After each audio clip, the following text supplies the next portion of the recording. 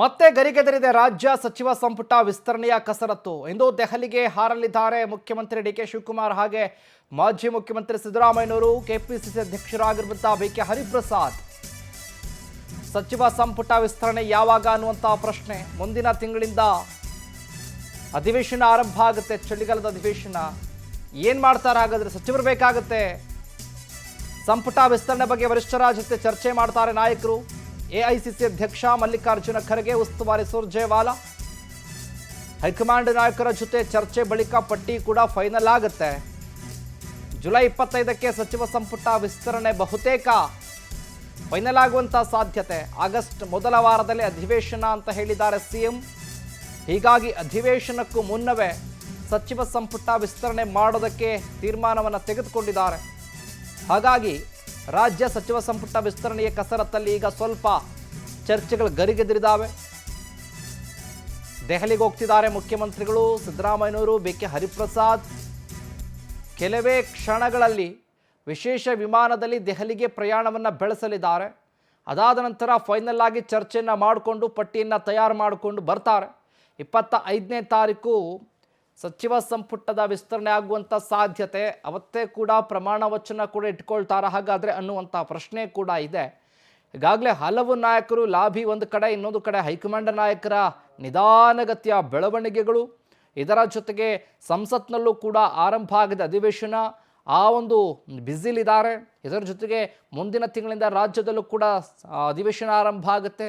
ಅದಕ್ಕೂ ಮೊದಲೇ ಎಲ್ಲ ಸಚಿವರನ್ನ ಭರ್ತಿ ಮಾಡಬೇಕು ಅಂತ ಸಿದ್ದರಾಮಯ್ಯನವರು, ಡಿ ಕೆ ಶಿವಕುಮಾರ್, ಈಗಾಗಲೇ ಬಿ.ಕೆ. ಹರಿಪ್ರಸಾದ್ ದೆಹಲಿಗೆ ಹೋಗಿ ಪಟ್ಟಿ ಫೈನಲ್ ಮಾಡಿಕೊಂಡು ಬಂದ ನಂತರದಲ್ಲಿ ಆ ಎಲ್ಲ ಖಾಲಿ ಇರುವಂಥ ಸಚಿವ ಸ್ಥಾನಗಳನ್ನು ಭರ್ತಿ ಮಾಡಲಾಗತ್ತೆ. ಈಗ ಟೆನ್ಷನ್ ಏನಪ್ಪ ಅಂತ ಅಂದರೆ ಯಾರಿಗೆ ಸಿಗುತ್ತೆ ಹಾಗಾದರೆ, ಯಾರಿಗೆ ಲಾಭ್, ಯಾರಿಗೆ ಕೋಕ್ ಕೊಡ್ತಾರೆ, ಯಾರಿಗೆ ಲಕ್ ಇದೆ ಹಾಗಾದರೆ ಅನ್ನುವಂಥ ಪ್ರಶ್ನೆ ಈಗ ಶುರುವಾಗಿದೆ ಕಾಂಗ್ರೆಸ್ನಲ್ಲಿ. ಇವತ್ತು ಕೆಲವೇ ಕ್ಷಣಗಳಲ್ಲಿ ಡಿ ಕೆ ಶಿವಕುಮಾರ್ ಅವರು, ಸಿದ್ದರಾಮಯ್ಯನವರು ಮತ್ತು ಬಿ.ಕೆ. ಹರಿಪ್ರಸಾದ್ ದೆಹಲಿಗೆ ಹಾರ್ತಿದ್ದಾರೆ.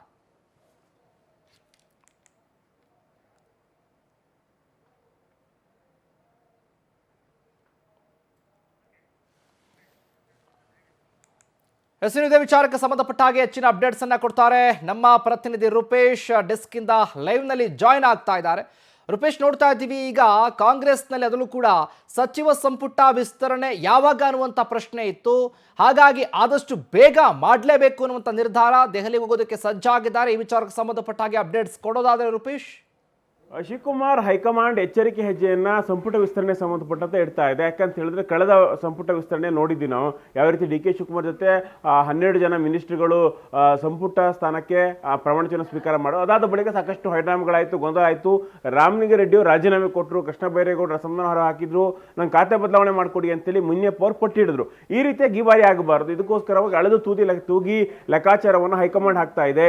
ಯಾಕಂತ ಹೇಳಿದ್ರೆ ಒಂದು ಪಟ್ಟಿಯನ್ನು ಸಿಎಂ ಡಿ ಕೆ ಶಿವಕುಮಾರ್ ಕೊಟ್ಟಿದ್ದಾರೆ, ಮತ್ತೊಂದು ಪಟ್ಟಿಯನ್ನು ಹೈಕಮಾಂಡ್ಗೆ ಕಳೆದ ವಾರವೇ ಇಲ್ಲಿ ಸಿದ್ದರಾಮಯ್ಯ ಅವರು ಕೊಟ್ಟಿದ್ದು, ಬಿ.ಕೆ. ಹರಿಪ್ರಸಾದ್ ಅವರು ಕೂಡ ಒಂದಷ್ಟು ಹೆಸರುಗಳನ್ನು ಕೊಟ್ಟಿದ್ರು. ಆದರೆ ಎರಡೂ ಪಟ್ಟಿಯಲ್ಲೂ ಕೂಡ ಸಾಮ್ಯತೆಗಳು ಬರ್ತಾ ಇಲ್ಲ. ಇದಕ್ಕೋಸ್ಕರ ರಾಹುಲ್ ಗಾಂಧಿ ಅವರು ಒಂದು ಟಾಸ್ಕ್ ಅನ್ನು ಕೊಟ್ಟಿದ್ದಾರೆ. ನೀವೇ ಅಲ್ಲಿ ಕುಳಿತು ಚರ್ಚೆಯನ್ನು ಮಾಡಬೇಕು, ಯಾರ್ಯಾರಿಗೆ ಕೊಡಬಹುದು ಅಂತ ಹೇಳಿ.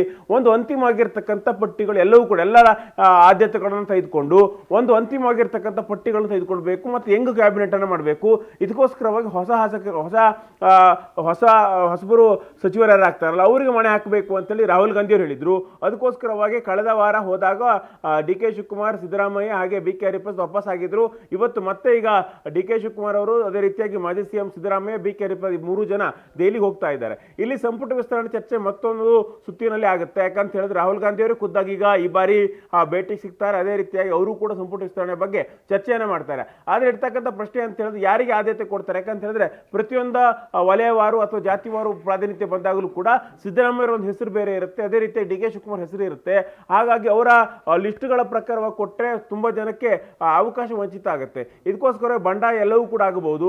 ಅದಕ್ಕೋಸ್ಕರವಾಗಿ ಸಿಎಂ ಅದೇ ರೀತಿ ಮಾಜಿ ಸಿಎಂ ನಡುವೆ ಒಂದು ಕೋರ್ಡಿನೇಷನ್ ಬರಬೇಕು. ಅದಕ್ಕೋಸ್ಕರ ಮೊದಲ ಹಂತ ನೀವೇ ಚರ್ಚೆ ಮಾಡಿ, ಇಷ್ಟು ಜನ ಸಿದ್ದರಾಮಯ್ಯ ಹೇಳಿದವ್ರಿಗೆ ಕೊಡಬೇಕು, ಇಷ್ಟು ಜನ ಡಿ ಕೆ ಶಿವಕುಮಾರ್ ಹೇಳಿದವ್ರಿಗೆ ಕೊಡಬೇಕು ಅಂತೇಳಿ ಒಂದು ಚರ್ಚೆ ಮಾಡ್ಕೊಂಡು ಬನ್ನಿ ಅಂತ ಹೇಳಿದ್ರು. ಡಿ ಕೆ ಶಿವಕುಮಾರ್ ಒಂದಿಷ್ಟು ಬಹುತೇಕ ಸಾಮ್ಯತೆ ಇರತಕ್ಕಂಥ ಪಟ್ಟಿಯನ್ನ ದೆಹಲಿಗೆ ತೆಗೆದುಕೊಂಡು ಈಗ ಹೊರಡ್ತಾ ಇದ್ದಾರೆ.